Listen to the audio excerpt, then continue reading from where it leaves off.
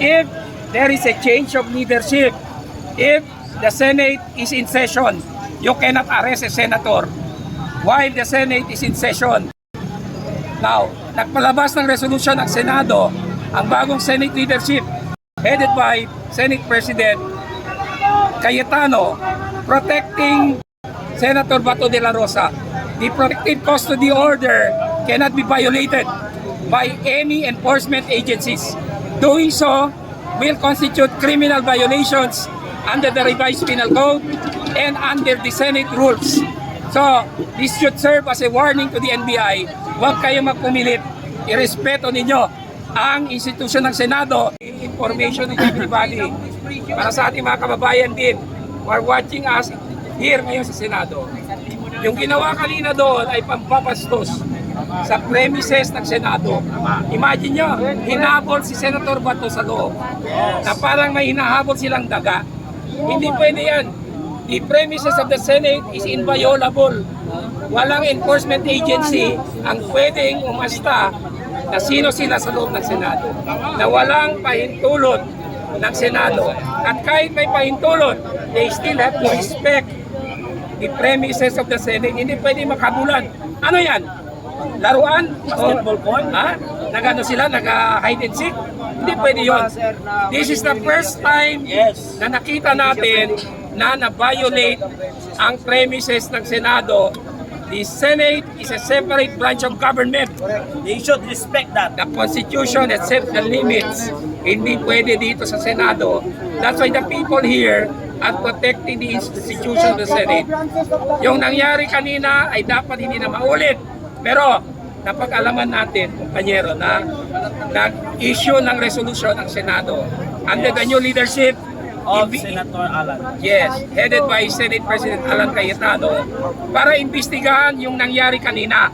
Kasi there may be possible contempt of the Senate and violation of the Senate rules and the revised penal code, interference with the proceedings of the Senate. So, yung ginawa kanina ng NBI, there's a possible contempt there and charges under the revised penal code. Of course, may due process, bibigyan sila ng due process ng new Sergeant at Arms na inatasan para imbestigahan itong nangyari kanina. Pero one thing is clear, under the Constitution, the premises of the Senate is inviolable. Hindi mo pwedeng arestuhin ang isang senador while the Senate is in session. Now, kung hindi siya in session, you cannot arrest him inside the premises or within the premises of the Senate or in hearings of the committees while he is performing his function as a senator or duty as a senator. Bawal yung ginawa kanina. I hope this is not repeated. I hope Compañero Matibag has learned his lesson that he cannot hold sway and disrespect the Senate. Bawal po yan. Parehas kami abogado. He should know the law. He should know the law better than anyone who is a layman. Respetuhin po natin ang Senado, idaan natin sa proper process. At ito pala, naglabas ng disclaimer si Secretary John B. Cremulya. Hindi totoo na may warrant na inisyo ang ICC, yung pinakita ng ni Trillanes kanina sa inyo or sa media. Hindi yun totoo, it's pure use. Bogus yun. Walang warrant according to Secretary Cremulya of the DILG. Alam nyo naman, si Trillanes mahilig gumawa ng sarili niyang papel. If he acted in conspiracy with the NBI and he violated the rules of the Senate, he can be held in contempt or for violation of the revised penal code. Nakipagsabuatan siya. Wala siyang enforcement power. Civilian siya. Kahit pa dati siyang senador, wala siyang power dyan. Bisita lang siya. Eh bakit nag-inasta siya na parang agent? Galing aso! Wala siyang authority. Thank you. Thank you. Kaya po, asan yung BI? Kasama si Matibag eh. Kaya nga, asan May video ba tayo nun? May video ba? Si Director Matibag. At may video tayo nun. Respect. Pero, paano mo re-respetuhin ang isang NBI director na hindi din naman nagbibigay ng Bakaway respeto pa nga eh. sa Bawal kapwa sila niya dyan. ordinaryong Makaway Pilipino? pa man, no eh. Oh? Diba? Kasi ang respeto, hindi na hihingi or hindi binabayaran kahit gaano kataas ang iyong pinag-aralan. Kundi, depende sa pinapakita mong tao. Yung aslang pinapakita ni NBI Director Matibag ngayon ay hindi aslang isang NBI Director.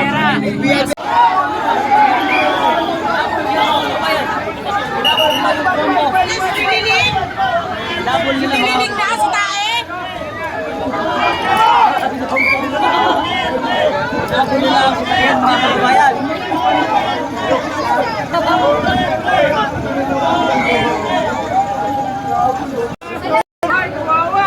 Papasok kayo dito, tapos galit kayo kasi kipan.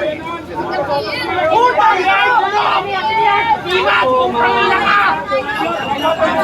Nag-iinit ang tao!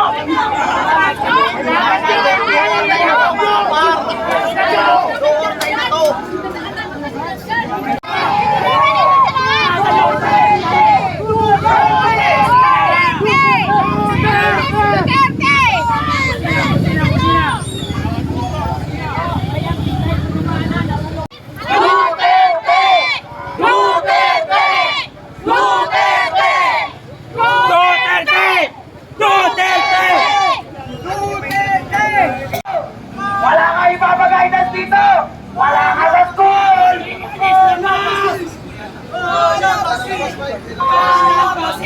Ang binago!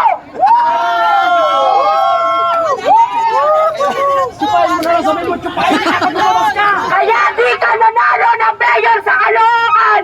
Kasi ganyan ginagawa mo! Sampal sa pagmumukha mo!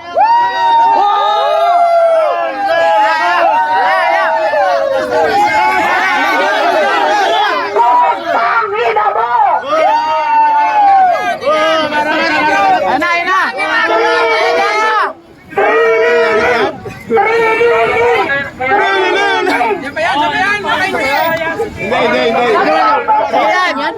Sino yan?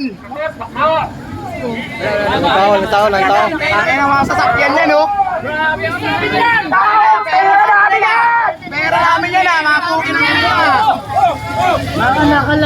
Maleta!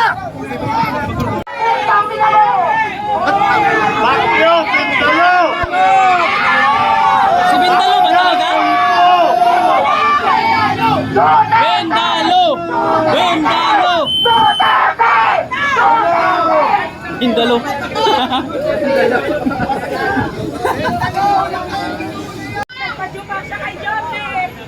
Ilang maleta na tangkad mo? Nagdala ka ba ng mga kulog mo?